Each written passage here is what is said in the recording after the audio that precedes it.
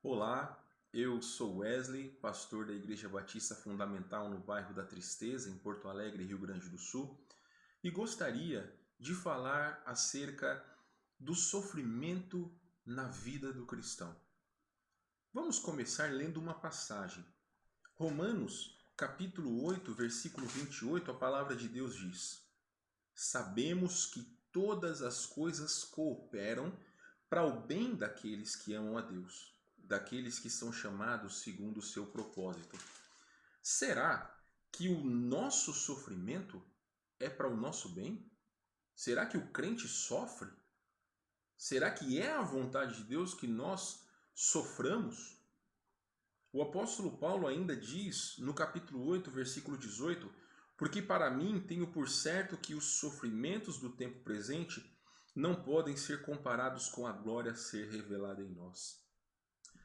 Meus queridos, a palavra de Deus dá conta que o sofrimento tem dois objetivos principais na vida do cristão, seja para o cristão fiel e seja para o cristão infiel.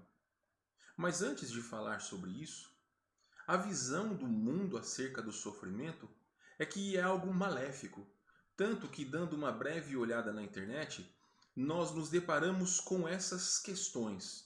Livros de autoajuda em relação ao sofrimento, ou até mesmo misticismo para tratar o sofrimento ou curá-lo, fachadas de igrejas ditas cristãs, onde o sofrimento é colocado em destaque para que pessoas parem de sofrer, ou cultos direcionados às dores da alma ou aos sofrimentos que muitas vezes o cristão passa. A visão secular é que o sofrimento ele está longe de Deus. O crente ele não deve sofrer. Aconteceu recentemente em nossa igreja o caso de um homem que diz ter feito uma decisão a Jesus Cristo, mas na semana posterior à decisão, muitas coisas aconteceram de ruim na sua vida. E no próximo culto ele chegou e disse o seguinte: Eu não quero mais servir a Deus porque eu servindo ao Senhor as coisas deram errado na minha vida, então eu quero voltar e ser como eu era.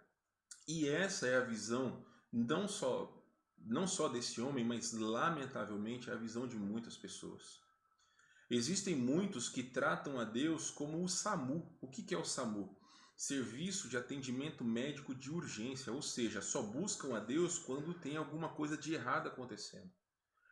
Sabemos que a palavra de Deus deixa claro que o sofrimento na vida do cristão tem um efeito benéfico na vida do Filho de Deus, do salvo fiel, e tem um objetivo de disciplina na vida do crente infiel. A palavra de Deus nos fala em Hebreus, capítulo de número 12, sobre a ação do sofrimento na vida do cristão infiel. Versículos de 5 a 11, nós não vamos ler toda a passagem, mas na versão Almeida atualizada está dizendo: É para a disciplina que sofreis. Deus vos trata como a filhos, pois qual é o filho a quem o pai não corrige? Ainda diz: Na verdade, nenhuma correção parece, no momento, ser motivo de gozo, porém de tristeza, mas depois produz fruto pacífico de justiça nos que por ele têm sido exercitados. Então, Deus permite também o sofrimento na vida do crente infiel para que este volte aos caminhos do Senhor. Então, é necessário que cada crente olhe em seu procedimento se aquela situação que está acontecendo na sua vida tem a ação de disciplina ou tem a ação de realmente crescimento espiritual, que é o segundo objetivo do sofrimento. Nós temos várias passagens que poderíamos ler acerca do sofrimento como uma ação de crescimento espiritual. Mas vamos ler algumas. Romanos capítulo 12, versículo 12, diz: Regozijai-vos na esperança, sede pacientes na tribulação.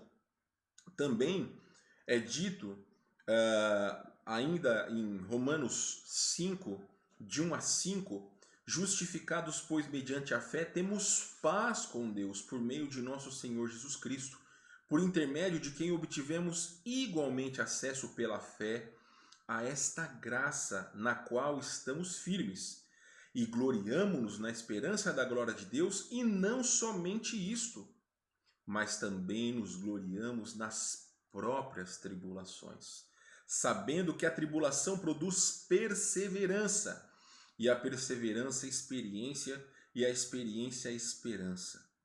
Ora, a esperança não confunde, porque o amor de Deus é derramado em nosso coração pelo Espírito Santo que nos foi outorgado. Poderíamos, amados irmãos, citar muitas passagens que o apóstolo Paulo fala acerca do sofrimento, tais como 2 Coríntios 12, onde ele fala que o poder de Deus se aperfeiçoa na fraqueza, Romanos 8, que ele fala que nada pode nos separar do amor de Deus, e inclusive o Warren Wiersbe, ele fala que para o cristão as tribulações trabalham em seu favor, não contra nós. Não há sofrimento que nos separe de Deus. Então, é importante que o crente fiel a Deus entenda que o sofrimento é algo benéfico em nossa vida para que nos aproximemos de Deus, para que Ele seja glorificado em nossas vidas e para que outros possam chegar a Cristo. Meus queridos, se nós olharmos na palavra de Deus, todos os grandes homens e mulheres de Deus citados na Bíblia, eles sofreram. Ninguém teve vida fácil, nem o próprio Salvador teve vida fácil. E ele entendeu e ele sabia, como Deus que é, o propósito de seu sofrimento, o propósito de suas dores. Tanto que Isaías deixa claro no capítulo 53, versículo 3, que ele seria o homem de dores, que ele é o homem de dores. Também, John MacArthur disse que Jesus foi executado como um criminoso na cruz, mas ele não era culpado de qualquer crime, ou seja, ele sofreu por cada um de nós. Todos os apóstolos, menos Judas Iscariotes, eles sofreram. 11 dos apóstolos, ou na verdade 10 dos apóstolos, os primeiros apóstolos, foram martirizados. Então não tiveram vida fácil, mesmo aqueles que seguiram a Jesus de perto. Meus amados, é importante que cada um de nós entendamos que o sofrimento ele constrói em nós um caráter cristão. Tiago, capítulo 1, diz: bem-aventurado o homem que suporta com perseverança a aprovação, porque depois de ter sido aprovado, receberá a coroa da vida, a qual o Senhor prometeu aos que o amam. Então, devemos entender que Deus é soberano, está no controle de todas as coisas. Então, se Ele é soberano e Ele controla todas as coisas, é Ele quem permite o nosso sofrimento. Eu poderia citar inúmeros irmãos que eu conheço que são fiéis a Deus, mas que estão passando por situações difíceis, por situações até mesmo com risco de morte. Mas Deus não deixa de ser fiel. E eu tenho incentivado esses irmãos a permitirem que, mesmo em meio à dor, possam testemunhar de Cristo. Por quê? Porque todas as coisas cooperam para o bem daqueles que amam a Deus. Muitos foram os missionários que investiram as suas vidas em servir ao Senhor em países estranhos. Perderam suas vidas, mas outros ganharam a vida por meio de Jesus Cristo. Então, por meio de missionários, por meio de sangue derramado, outros puderam chegar a Cristo. O que dizer da palavra de Deus em nossas mãos, se não foi por meio do sangue de muitos mártires que nós hoje temos em nosso país a liberdade de ter a palavra de Deus em nossas mãos? Então, o sofrimento, ele é algo benéfico na vida do cristão. Nós precisamos crer nisso e permitir que o Senhor faça a sua vontade em nossas vidas.